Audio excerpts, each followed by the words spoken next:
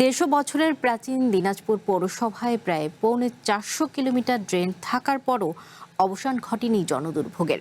সামান্য বৃষ্টিতেই হাঁটু পানিতে তলিয়ে যায় রাস্তাঘাট, উপচে পড়া নোংরা পানিতে তলিয়ে যায় ঘরবাড়ি ও দোকানপাট।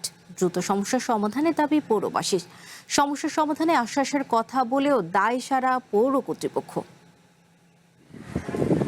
1869 সালে গঠিত প্রথম শ্রেণীর দিনাজপুর পৌরসভায় বর্তমানে প্রায় 3.25 লাখ মানুষের বসবাস, কিন্তু 150 বছরেও বাড়েনি কাঙ্ক্ষিত নাগরিক সুবিধা।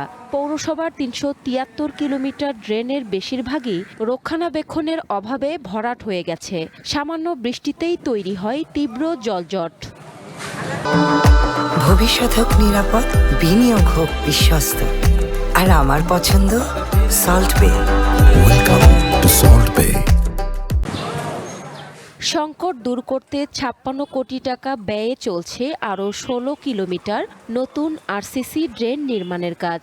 তবে স্থানীয়দের অভিযোগ, চারপাশের ঘরবাড়ি ও ব্যবসা প্রতিষ্ঠানের চেয়ে ড্রেনগুলো উঁচুতে তৈরি করা হচ্ছে। ফলে প্রতিনিয়তই ড্রেনের নোংরা পানি ঢুকে পড়ছে বাসাবাড়ি ও ব্যবসা প্রতিষ্ঠানে।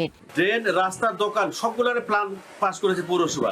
কাজে পৌরসভার এটা উচিত ছিল যে ড্রেনটা এইভাবে আচমকা উঁচু না করে। বর্ষার পানি আমাদের এই দোকানের মধ্যে ঢুকে যাচ্ছে, এটা মারাত্মক সমস্যা হচ্ছে। আমাদের ব্যবসা বাণিজ্য খুব খারাপ অবস্থায় আছে। শুধু যে আমাদের ক্ষতি তা না, মানুষ যে হাঁটাচলা করার পরে সেই ধরনের রাস্তা এটা হয় না। স্বাভাবিক একটা উঁচা থাকতো, তো সবার কাছে গ্রহণযোগ্যতা থাকতো, সবাই ভালোভাবে চলাফেরা করে আসতে পারতো এদিকে আর কি, কিন্তু সেইভাবে এটা হয় না। বাজেট সংকটে গত 20 বছর ধরে বড় কোনো উন্নয়ন কাজ না হওয়াকে সমস্যার অন্যতম কারণ বলছে পৌর কর্তৃপক্ষ। জলাবদ্ধতা নিরসনে গিরিজা ও ঘাগড়া খাল খননের উদ্যোগ নেওয়া হয়েছে বলে জানান এই কর্মকর্তা। ইতিমধ্যে ড্রেন এবং রাস্তার কাজ শুরু হয়েছে। 3টে প্যাকেজের আনুমানিক 56 কোটি টাকার কাজ শুরু হয়েছে। আমরা আশা করছি যে